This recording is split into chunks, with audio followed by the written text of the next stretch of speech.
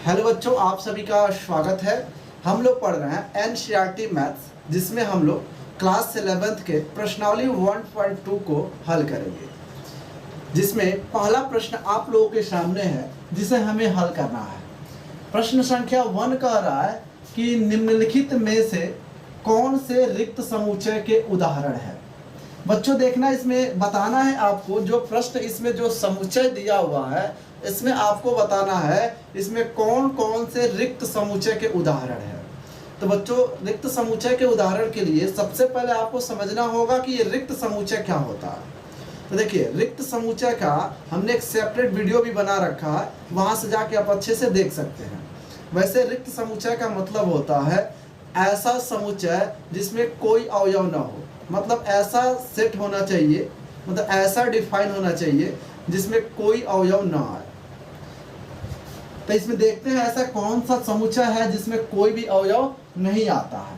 तो देखिए, इसमें कह रहा है 2 से भाज्य, पहला है 2 से भाज्य विषम प्राकृतिक संख्याओं का समुच्चय। देखना बच्चों, इसमें कह रहा है 2 से भाज्य। आप लोग 2 के बारे में जानते हैं कि 2 एक सम संख्या होता है।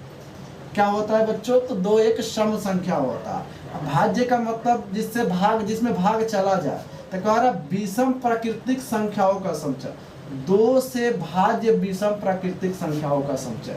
बच्चों आप लोग जानते हैं 2 उसी को विभाजित करता है जो सम संख्याएं होती है। तो फिर विषम संख्याओं को कैसे विभाजित करेगा? जैसे आप लोग जानते हैं कि 1, 3, 5, 7, 9, 11, 30 ये सब विषम संख्याएं होती है, जिसको 2 कभी भी विभाजित नहीं करेगा। मतलब इसका जो है कि 2 कभी भी मतलब ये 2 इसका डिविजिबल कभी नहीं होगा। कहने का अर्थ यह है कि 2 कभी भी विषम प्राकृतिक संख्याओं को विभाजित नहीं कर सकता है, मतलब उसका भाज्य नहीं होगा।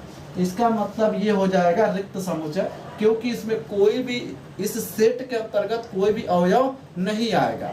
तो इसे हम कहेंगे कि ये रिक्त समुच्चय का उदाहरण है। तो चलो बच्चों, इसके सामने हम लिख देते हैं रिक्त समुच्चय। रिक्त समुच्चय में ना एक विशेष चीज आपको ध्यान रखना है।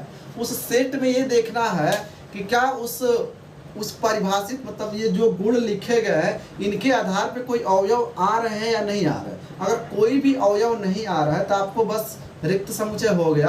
अगर कोई भी अवयव आ जाता है, एक भी अवयव अगर आ जाता है, इसका मतलब वो रिक्त समुच्चय नहीं है बच्चों। जैसे देखिए इस दूसरे वाले क्वेश्चन को कह रहा है सम अभाज्य संख्याओं का समुच्चय। बच्चों सम अभाज्य संख्याओं का तो समुच्चय होता है ना ऑलरेडी पहले से। सम अभाज्य 2 को ही कहते हैं सम अभाज्य बच्चों, मतलब 2 ही एक ऐसी संख्या है जो सम अभाज्य होती है। जैसे अभाज्य संख्या तो बहुत होती है, जैसे 2, 3, 5, 7 ये सब क्या है? सम अभाज्य, सॉरी ये अभाज्य संख्या है। लेकिन उसमें 2 ही एक ऐसा अभाज्य संख्या है जो सम है। तो 2 एक सम अभाज्य संख्या होता है। तो फिर एक अवयव तो मिला ना इसके अंतर्गत। तो रिक्त समुच्चय में तो कोई अवयव नहीं होना चाहिए। इसका मतलब ये एकल समुच्चय है। सम अभाज्य संख्याओं का जो समुच्चय है वो एकल समुच्चय है। तो ये रिक्त समुच्चय नहीं है। तो चलिए इसको हम क्रॉस से दिखा दे रहे हैं कि ये रिक्त समुच्चय नहीं है। चलिए तीसरा देखते हैं, क्या ये रिक्त समुच्चय का उदाहरण है? तो कह रहा है x सच दैट x एक प्राकृत संख्या, मतलब प्राकृतिक संख्या है। कह रहा है x लेस देन 5। कहने का मतलब है ना बच्चों कि जो x का मान है वो 5 से कम है। ध्यान से समझना, x का जो मान है वो 5 से कम है। इस लेस देन का मतलब जो नुकीला वाला भाग इधर रहता है ना, इसका मतलब वो कम है। जो खुला वाला भाग जो रहता है इस तरीके का, उसका मतलब वो बड़ा है। ये 5 बड़ा है, x छोटा है, मतलब 5 से x का मान छोटा होना चाहिए। चलिए यहाँ लिख दिए 5 से कम। फिर कह रहा है और साथ ही साथ x जो है 7 से अधिक है, मतलब 7 से अधिक, 7 से अधिक। यानी जो x का मान है, एक देखिए पहले कंडीशन में कह रहा है कि 5 से कम। 5 से कम बच्चों 2, 3, 4, 5 ये सब आ जाएगा, 2, 3, 4 तक आएगा।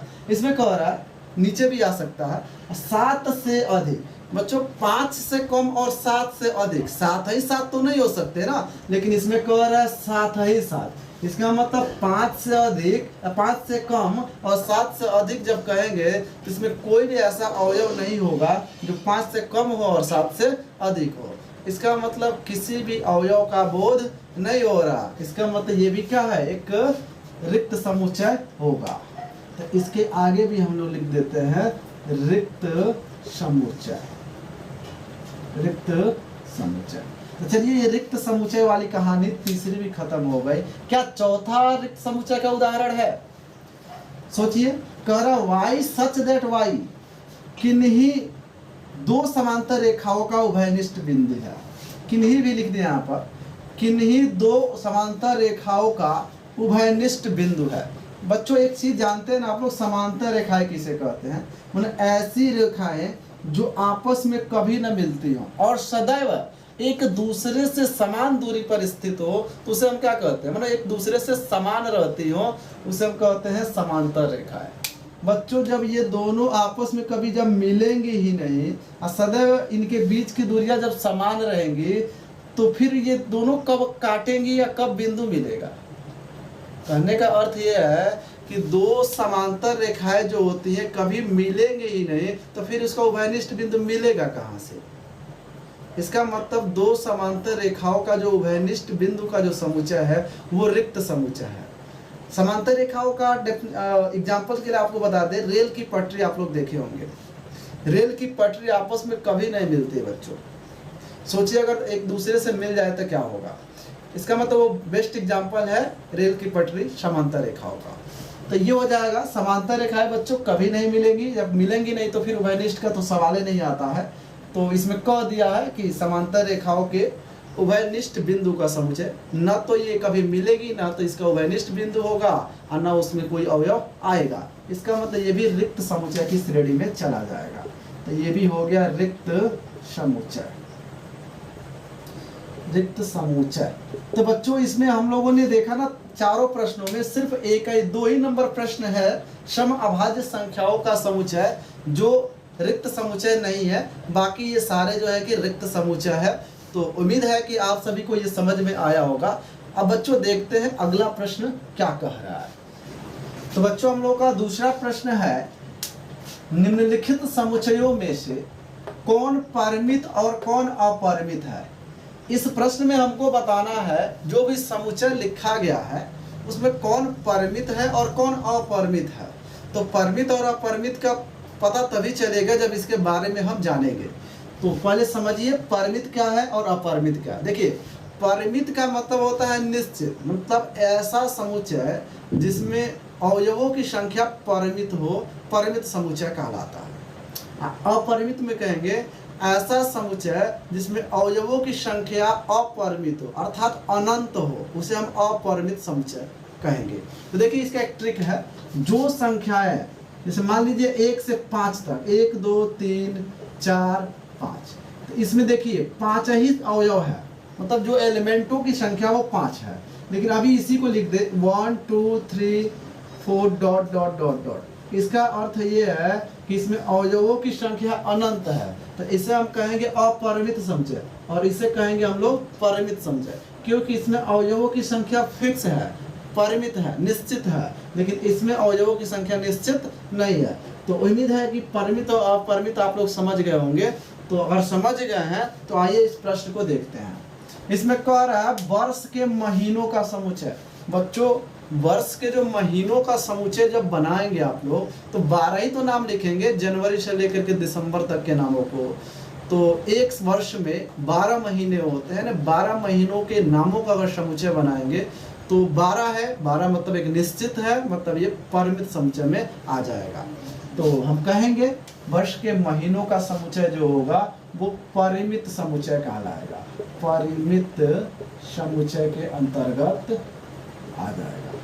तो चलिए इसका तो आंसर मिल गया। अब दूसरे वाले को देखते हैं। देखिए इसमें डॉट डॉट डॉट डॉट लगा है, आप लोग समझ जाइए ना, जिसमें डॉट डॉट डॉट लगा होगा वो अपरिमित में आ जाएगा। तो इसमें कुछ सोचना नहीं है, 1 2 3 से लेके ये अनंत तक जाएगा, मतलब ये अपरिमित है, अपरिमित है, अपरिमित समुच्चय में आ जाएगा। चलिए तीसरे की बात करते हैं। तीसरा बच्चों देखो ना, इसमें डॉट डॉट लगा जरूर है, लेकिन इसके बाद देखिए 99 और 100 भी लिखा हुआ है। इसका मतलब इसमें अवयवों की जो संख्या बच्चों 100 तक जाके रुक गई है। तो जो रुक जाए वही तो जो है कि परिमित है बच्चों। इसका मतलब इसमें अवयवों की संख्या एक निश्चित है, मतलब निश्चित मात्रा में है। इसका मतलब ये परिमित है, इसमें कोई लिमिट नहीं लगा हुआ है, सॉरी इसमें लिमिट लगा हुआ है, और जिसमें कोई लिमिट नहीं होगा उसे हम बोलेंगे अपरिमित। तो चूंकि ये परिमित में आएगा तो लिखेंगे इसे परिमित समुच्चय। ये बहुत ही आसान है बच्चों। चलो देखते हैं चौथे प्रश्न को। कह रहा 100 से बड़े धन पूर्णांकों का समुच्चय।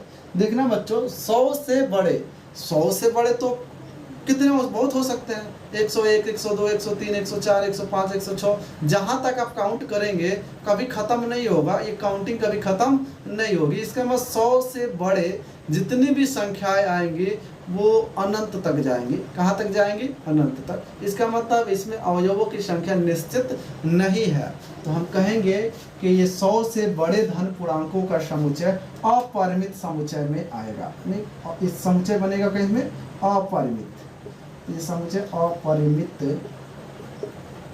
समुच्चय कहलाएगा, इनफाइनाइट सेट। आगे देखते हैं 99 से छोटे अभाज्य पूर्णांकों का समुच्चय। बच्चों पहले ये लिमिट लगा चुका है कि 99 से छोटे, तो फिर 99 से छोटे प्राकृतिक संख्याओं का सॉरी अभाज्य पूर्णांकों का जो समुच्चय बनेगा वो तो फिक्स है ना, उसमें अवयवों की संख्या निश्चित है, मतलब ये क्या कहलाएगा? परिमित समुच्चय में आ जाएगा। तो लिख देंगे परिमित समुच्चय। तो कुछ सेट तो बोलते समय ही समझ में आ जाते हैं, लेकिन इससे जुड़ी एक जानकारी हम आप लोगों को देना चाहते हैं। क्योंकि अभाज्य संख्या की बात हो रही है, पहले वाले क्वेश्चन में भी अभाज्य संख्या की बात हो रही थी, इस दूसरे वाले में भी बात हो रही है। तो अभाज्य संख्या का एक बहुत अच्छा गुण है, जैसे कि आप लोग जानते हैं कि ऐसी संख्या है जो कभी किसी से विभाजित न हो, स्वयं और एक को छोड़ करके। वो डेफिनेशन की हम बात नहीं कर रहे हैं। एक जानकारी ये है कंपटीशन की दृष्टि से कि आपसे पूछा जाता है कभी कभी 1 से 50 तक के संख्याओं के बीच कितनी अभाज्य संख्याएं होती है। तो क्या आप लोगों को पता है? अगर पता है तो कमेंट कीजिए। वैसे हम बता देते हैं 1 से 50 तक के 1 से 50 के बीच में 15 अभाज्य संख्याएं होती हैं, और 50 से 100 के बीच में 10 अभाज्य संख्याएं होती है। यानी कुल मिला के 1 से 100 के बीच में कुल 15 और 10 मिला के 25 अभाज्य संख्याएं होती है। ये कंपटीशन की दृष्टि से बहुत ही इंपॉर्टेंट है, तो आप लोग इसको याद रखेंगे। तो चलिए इसके बाद है पढ़ेंगे हम लोग तीसरे प्रश्न को, लेकिन तीसरे प्रश्न को हम लोग अगले वीडियो में पढ़ेंगे बच्चों।